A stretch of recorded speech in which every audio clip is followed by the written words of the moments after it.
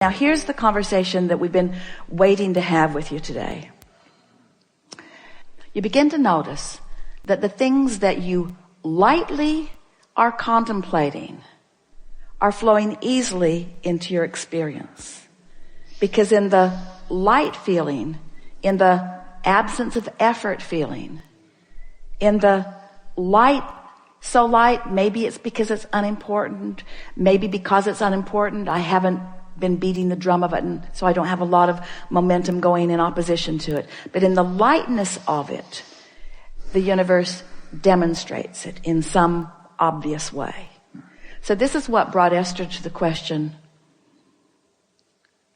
The lightness seems like the opposite of effort. So when I find myself trying, which is, we hear that from you a little bit, in the realization that you're trying, you might want to stop and say, this trying could be counterproductive. I'm efforting, which means I'm not engaging the energy that creates worlds, which means I think I'll just give this another run tomorrow. And as you do that and do that and do that, you're going to find that effort is not a factor in your experience. You're going to find that trying and struggle are not a factor in your experience. You're going to begin to discover that things that you want lightly come easily. So there's something important to be talking about there. How can I feel light about something I've been so intense about for so long? And we say, by giving it a rest. By giving it a rest, by focusing on some other things for a while, or by getting as general about it as you can. And things just work out. They just work out. Funny thing to hear from someone who's teaching you about deliberate creation. Deliberate creation. Deliberate creation is about tuning your frequency. Deliberate creation is about feeling your emotions and knowing what they're telling. Deliberate creation is about understanding the relationship between who you really are and what you really want and what you're doing right here and now. Deliberate creation is about chilling out so that there's no resistance and then focusing. It's about tending to the frequency first and then applying the thought. Oh, all right now. Integrity. Abraham, you said that I think and then I feel. So are you actually taking thought back to the element of frequency? Yep. Can you find a frequency without a thought?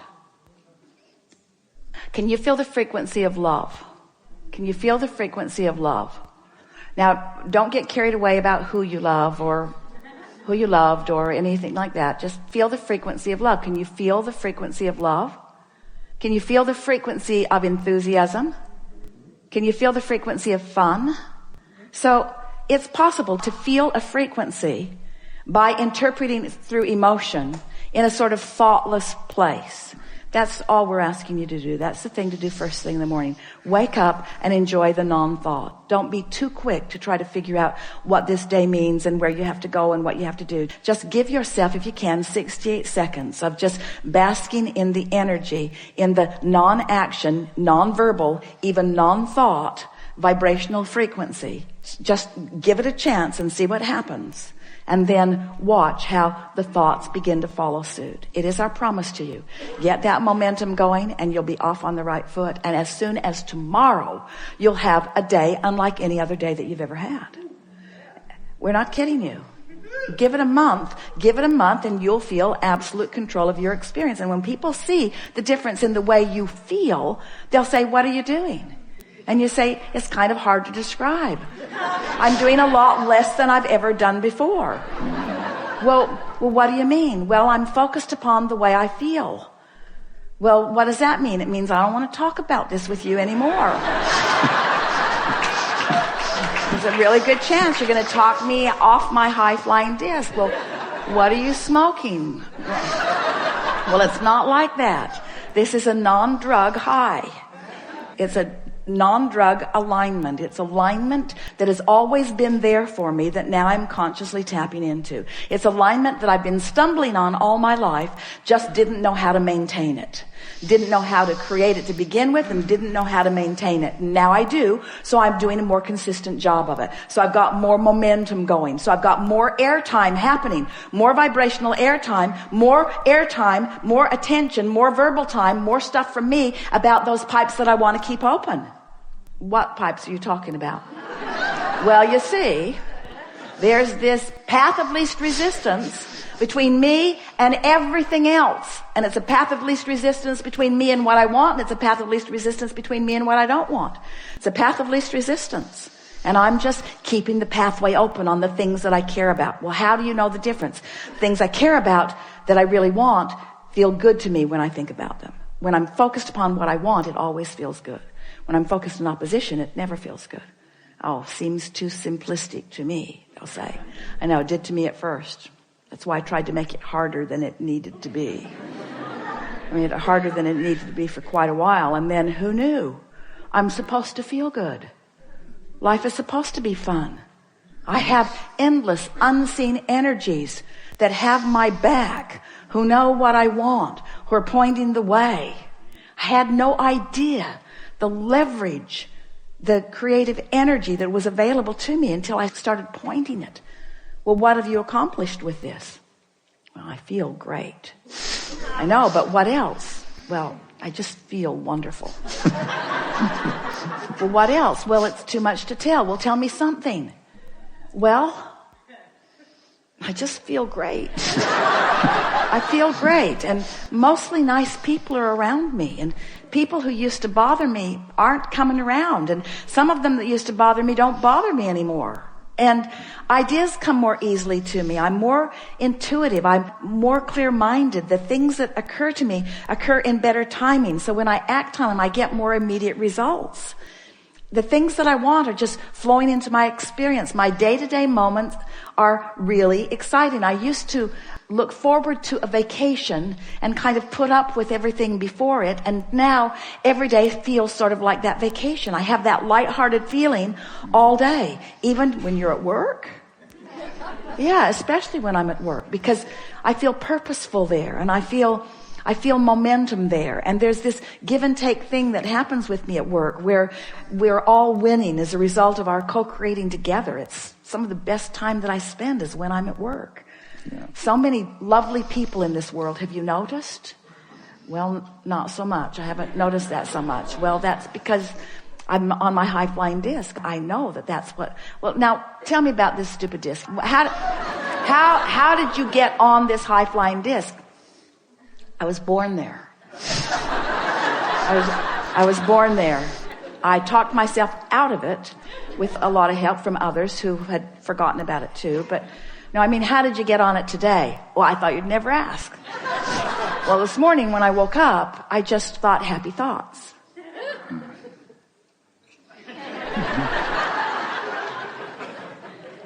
So that's your philosophy. You just think happy thoughts. Yeah? I stopped watching television for the most part. There's some shows I really like that I am recording and watching, fast forwarding through all the commercials, which means television won't be around for long because, yeah, just think happy thoughts. Hang around with people who feel good mostly. Think of reasons to feel good. But mostly, I just get up looking for a reason to feel good and almost always find it immediately. And then I milk it. Some people will think that it's too simplistic, but as you begin to demonstrate how great you feel, and as they begin to see, especially those who know you, the things that they've been hearing you talk about, as they begin to see those things flowing into your experience, as they begin to see your prosperity improving and your laughter more obvious and common, and they begin to notice how clear-minded you are and what good timing you have, what good comedic timing, what good intellectual timing, what good psychological timing, just what good timing. It's going to be so noticeable. You are going to be such powerful demonstrators of those who have accessed and harnessed and directed the energy that creates worlds, that a sort of euphoric feeling of joyful invincibility is going to be yours, to the point that when people point out even the most serious seeming from their perspective of problems, you're going to stand solid in your knowing of all is wellness, and you're going to support them in the same way that Source supports you, by not freaking out because they have chosen a lower flying disc. And before you know it, you won't freak out when you find a lower flying disc either.